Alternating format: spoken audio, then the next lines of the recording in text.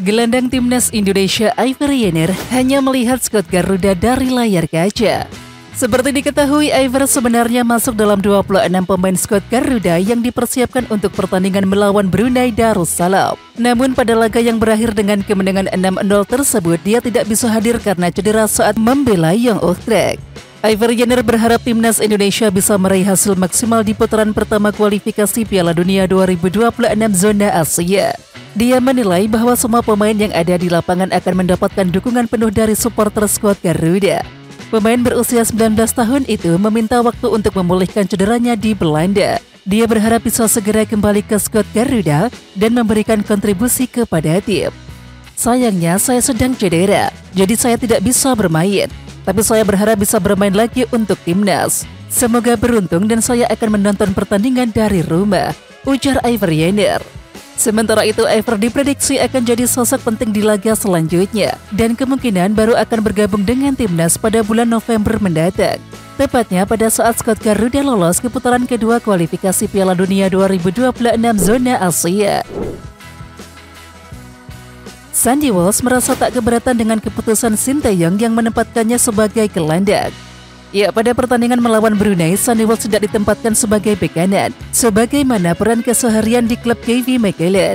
Alih-alih menjadikan Sandy Walsh sebagai fullback, pelatih Sinteyong mendorong pemain 28 tahun tersebut ke posisi gelandang. Sementara itu, Sandy Walsh mengaku siap bermain di posisi manapun demi timnas Indonesia.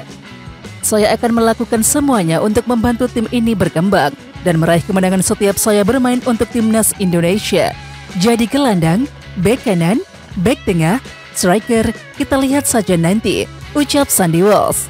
Sandy Walsh merasa tak asing bermain sebagai gelandang karena pernah melakoni tugas yang sama ketika bermain di tim junior. Hanya saja Sandy Walsh mengakui butuh adaptasi lagi agar bisa bermain 100%. Dimas Derajat sukses membukukan hat-trick untuk timnas Indonesia.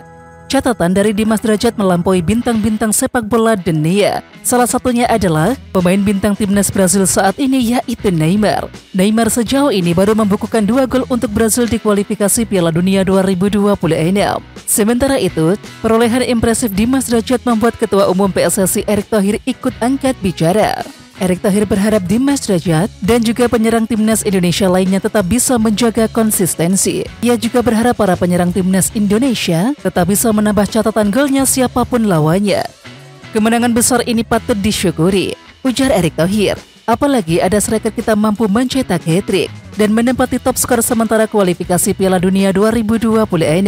Semoga kedepannya para penyerang kita tetap konsisten dan menambah terus catatan gol ke gawang lawan, siapapun itu yang menjadi lawannya, lanjut Erick Thohir.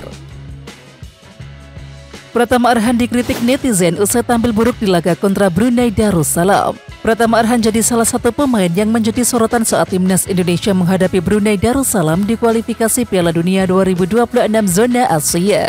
Pemain Tokyo Verde itu tampil underperform sejak awal pertandingan. Pelatih Sinteyong menarik keluar Pratama Arhan pada menit ke-73. Kemudian juru taktik asal Korea Selatan itu menunjuk Shane Patinama untuk menggantikan peran Pratama Arhan. Usai pertandingan, nama Arhan pun langsung menjadi trending di media sosial Twitter. Ex-penggawa PSIS Semarang itu mendapatkan banyak kritik tajam atas penampilan kurang maksimalnya di laga kontra Brunei Darussalam. Tidak sedikit bahkan yang mencibir permainan Pratama Arhan. Bagaimana tidak, Arhan seperti kehilangan tusukannya ke dalam kotak penalti Brunei Darussalam. Asnawi Mangkualam ditempatkan sebagai fullback kanan. Tak jarang Asnawi Mangkualam berada di tengah membantu Sandy Walsh dan juga Mark Locke. Namun ada yang unik di laga tersebut. Di menit ke-65, Asnawi Mangkualam sempat dimarahi oleh Elkan Bagot. Saat itu, Brunei Darussalam mendapatkan tendangan gawang dan sang kiper hendak melepaskan si kulit bulat ke tengah lapangan. Dan untuk mengantisipasi ini, 4 bek timnas Indonesia yakni Asnawi, Rizky Ridho, Elkan Bagot dan juga Pratama Arhan mencoba berdiri sejajar. Hanya saja, Asnawi Mangkualam terlalu mundur, sehingga jika dilakukan jebakan offside, Asnawi diprediksi bakal telat melakukan pergerakan. Kemudian Elkan Bagot yang melihat keanehan tersebut langsung menegur Asnawi Mangkualam. Secara keras, Elkan Bagot langsung berteriak kepada Asnawi Mangkualam.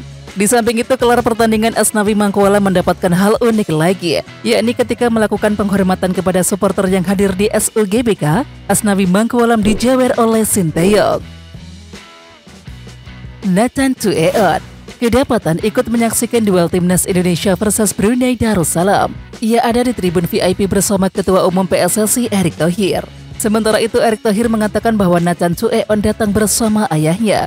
Mereka bercerita bahwa serius untuk menjadi warga negara Indonesia. Kemudian Erick Thohir mengatakan bahwa Nathan Tueon bisa menambah kekuatan timnas Indonesia. Apalagi, tim Merah Putih punya keinginan kuat untuk tampil di Piala Dunia 2026. Dan meskipun sulit, peluang itu tetap ada. Apalagi FIFA menambah slot peserta Piala Dunia di mana Asia mendapatkan jatah 6 tim. Ya tadi memang ada rencana Nathan yang main di Swansea umur 21 tahun. Dia bisa main bek kiri, tengah kiri dan bisa main di tengah juga. Mudah-mudahan dia mau jadi Merah Putih, terang Erick Thohir. Kita memerlukan 2x11 pemain tim senior yang sama levelnya.